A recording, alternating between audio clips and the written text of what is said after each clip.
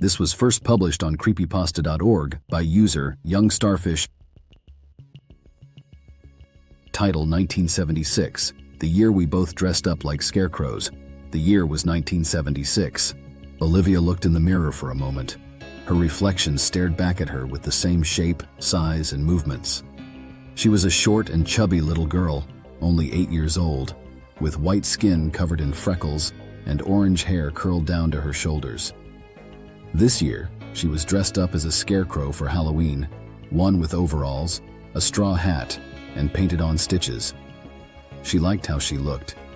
It was a well-made costume in the eyes of a child who had crafted it, but one that would bring embarrassment when looking back on it in the future. Leaving her room, Olivia slowly walked down the steps to the ground floor of her home, in fear of making too much noise. She lived in a farmhouse about 4 miles or so from the nearest town. The farmhouse was small in size and 2 stories tall. Rested upon a small chunk of the 4 acres of land around it was a cornfield with only a single scarecrow that remained stuck up on a post and that kept the birds away. She made it down the steps successfully and with very little noise. She was proud of herself and relieved that she was able to obey her father's rule of being quiet. Her father did not like it being loud, which to her felt ironic, seeing as whenever he told her this, he would always be screaming. But that was really when he had his beer, which was almost always. Olivia had snuck a sip of beer before. The beverage tasted awful. She didn't understand why he was always drinking it. He was always mean when he did. Olivia had bruises on her arms, as well as the tear-stained pillow, which was never dry from many nights of crying, in order to prove that fact. But tonight would be different. It was the night Olivia looked forward to the most. Every year on Halloween night, her mother would always drive the 2 of them into the closest neighborhood to go trick-or-treating. And though her mother had passed away 7 months prior, Olivia was still as determined as ever to go. So what if she couldn't drive a car? She could always just walk there. It was only a mile after all, and she could run a full mile in 9 minutes according to her timed record in PE class. Walking to a small closet, she opened the door and squatted down, shifting through a few things to find her candy bucket. It was a white candy bucket that took the form of a happy carved pumpkin. After rummaging through a few things, she eventually found it. There it is, she thought to herself, as she took the hollow piece of plastic into her hands. She was about to stand back up, but then, all of a sudden, she froze. Now blatantly away from a looming shadow that had now fully draped over where she was standing. There was someone behind her. Every hair on her body immediately stood on edge as her breath hitched in anxious anticipation. A feeling of dread consumed her as she slowly turned around. Assuming it to be her father, she braced herself for the worst. Screaming, kicking, maybe even some hair or arm pulling if she was unlucky enough. But when she turned around and stared up at him, there was nothing. No physical violence, no outbursts of any kind. Instead, there was her father just looming over her in complete silence. And that was something that filled her with far more fear than any amount of screaming or hitting had ever been able to do. He seemed to have gone out to the cornfield at some point that day. He was wearing the same scarecrow from the cornfield, the one posted up on that long wooden post for as long as Olivia could remember. He was covered in rags and pine straw, and a burlap sack covered his face with a stitched-on smile. Now, the scarecrow had eye sockets, ones sloppily cut out and showing 2 human eyes attached to a face hidden behind the rough burlap. The eyes were sharp and dark, almost unnatural, as if staring into her soul. Olivia felt a shiver travel up her spine. Dad? She quietly called out to him as her emotions had shifted away from fear, and she was now just unsettled as well as a bit confused. Why was he acting like this? Suddenly, it was as if a light bulb clicked in her head as she spoke once again with caution. Wait, are you going to take me trick-or-treating? There was another moment of silence between the 2 of them. The older scarecrow shifted slightly, as if he were almost uncomfortable. He tilted his head to the side. Yes. His voice was raspier than Olivia remembered, deeper too. Though maybe she was remembering it wrong. That was always a good possibility. She never really heard him speak normally. It was always either loud and scary, or just incoherent, drunken babbles and slurring of the tongue. Even though Olivia felt as though her father's unusual niceness was just a pity move, a weak attempt at atonement, her eyes still lit up at his words. He was choosing to do this with her. Maybe there was hope. She decided to look on the bright side of this situation despite her doubts, and with a naive and trusting heart, she willingly went to their truck to head into town. Her father had forgotten the keys to the truck and quickly went inside to go get them. Once he got back, they drove off. When the two of them made it to the neighborhood and found a parking spot, her father immediately became on edge the moment they stepped out of the car as he quickly grabbed her hand. That was something of familiarity that Olivia could hold on to amid all the odd behaviors he was showing. His grip was still as strong and rough as ever. But still, they went on, going from door to door and acquiring candy. Not only that, but they also got many compliments from the homes they visited.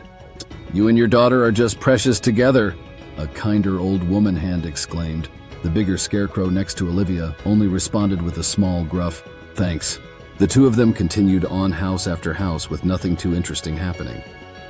Although Olivia did recall seeing a few different "Wanted by the FBI" posters plastered around the area, there were three that appeared the most. The first one was a black man by the name of Tony Barony. He wore a crooked grin with buzzed black hair and a rather nasty wound on his lip. His stature was tall like a tree and thin like a twig. Another poster had a plump woman on it with bloodshot eyes and missing chunks of brown hair. Shelley Maurice was her name, and she was hideous to look at. She was old and shaggy, and her skin was so sickly to the point she looked gray and green instead of a normal peach. The third poster was probably the most interesting one to her. It was of a man with the same bodily proportions as her dad, tall and though not muscular, not skinny either. He had a tired, unpleasant look on his face with paler patches of skin splotched on either corner of his lips, standing out from his already rather pale complexion. Those said lips formed into a scowl as he held up a sign showing his ownership by the prison which had held him captive for a long time, an especially dangerous prisoner. Pale patches of white on his hands which spread from his fingertips down to the middle of his hands were on full display as he held the sign up. His hair was a dark shade of brown, almost to the point of being black, and was also short and curly, with patches of white scattered about it just like his skin. His name was Brutus Montague. Olivia had looked at the posters and softly tugged at her father's hand. It was an action that did not go unnoticed by the taller man, who immediately looked down at her. With soft words, she told him, "We need to be careful. There are a lot of bad guys around." Her father only let out a small grunt of understanding. The two of them kept walking when they came across an officer speaking to a mother and her two young children, neither of which looked over the age of 4. Olivia watched as the mother's eyes widened in horror as she gripped her children tighter. She quickly thanked the officer and scurried off to her home. "Stay safe now." "Oh, you there!" The officer turned his attention towards Olivia and her father, quickly walking up to them. In a swift movement, the bigger scarecrow pulled Olivia closer to him in an act of defense, yet he still allowed the officer to approach them. "I'm sorry to disturb you both," the officer continued. He seemed like a sweet and well-meaning man, someone who had been doing his job for a long time, yet had not succumbed to a power trip with being an enforcer of the law. "But there is a strict 9:30 p.m. curfew tonight. I don't mean to frighten y'all, but a known suspect is on the loose still, and we've heard from other neighborhoods that he had been spotted in town. The next best guess is that he is coming this way, so we need to have the streets clear to better look out for him. Now I understand if you have any complaints, but rest assured it is merely for the safety of y'all and all the other civilians." "I see," Olivia's father answered slowly. "Thank you, officer. We'll be sure to get going then." The officer gave him a smile and an affirming nod. "Thank you for understanding, sir. You and your daughter stay safe now." "Will do." Her father's voice trailed off. Olivia wasn't too bummed about the curfew. Not really anyways. She was getting rather tired and was ready to go to bed in all honesty. Tension still remained in the man dressed as a scarecrow, even away from the presence of the officer. As the two of them piled into the old pickup truck, Olivia in the passenger seat, the young girl rolled up her sleeves, sighing at the relief of the sweat and itchiness of her costume, and in turn, allowed the black and purple marks of her abuse to be visible. She wasn't worried about her bruises being shown. She knew her father didn't mind as long as they weren't able to be seen by others. Still extremely tired from all the walking, she paid no mind to the scarecrow in the driver's seat, who looked towards the bruises with some interest. "Thank you, by the way," Olivia quietly spoke up. She kept her eyes facing forward towards the truck's windshield. "I had a lot of fun tonight." Her father did not say anything. They drove the rest of the way home in complete silence. It was nice. Back in the house, Olivia let out a yawn as she headed for the staircase up to her bedroom. Her father watched as he did so, his eyes unblinking and following the little girl in front of him as she headed up the steps and soon vanished. Even as she was gone, he still remained down there with his eyes intently staring up to the second floor, his breathing heavy from behind the burlap mask he wore.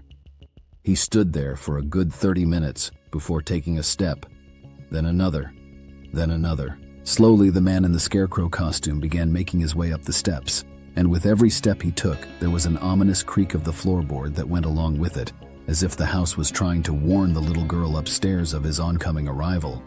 But its warnings were not heard. At the top of the second floor now, the man made his was to the second door on the right and opened it carefully and as quietly as he could. The light from the hallway seeped into the room as the man Naomi had a clear view of the tired little girl sleeping peacefully in her bed now, her costume thrown carelessly on the floor from wanting to change into her pajamas as quickly as possible. He continued to watch her for a moment longer. He watched as the covers moved up and down slightly to signify her deep breaths as she dreamt peacefully. He stepped inside the bedroom, prepping up to the right side of the child's bed frame. His bigger form, once aging, looming over the child as it had once done hours prior. And then reaching out his hand, the man grabbed the pink unicorn covers of the bed, slowly pulling them farther up onto the girl's small form. Olivia only shifted slightly, turning over to the side as the man in the scarecrow costume let go of the covers. And then, he slowly walked back to the door of the bedroom, shutting the door behind him as he made his way back down the steps and outside to the front of the house. Looking to his right, he gazed across the landscape to the cornfield a few feet away from the house. The cornfield where his handiwork remained from earlier that evening as little Olivia had been getting dressed for a night of candy and costumes. There out in the field, on the wooden post which bore a resemblance to a cross, where the scarecrow normally resided, was instead a middle-aged man with messy and long red hair. His face was drained of all color and his throat was slit. His eyes were dull and lifeless as the dried-up blood seemed to have poured down onto his filthy white tank top. His wrists were broken as his arms remained outstretched, his hands tightly tied to the post with a leather rope. His legs were tied together and to the post as well.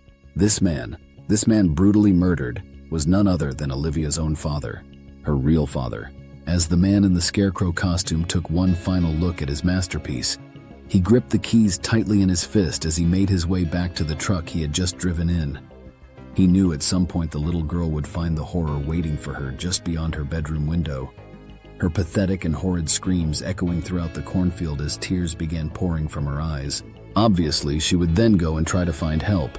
He needed to make sure he was long gone by that point, something that would be easily achieved since the girl was asleep and he had the perfect getaway vehicle. He would be all the way to the other side of Georgia by the time that gullible little girl discovered what he had done. And it would already be too late.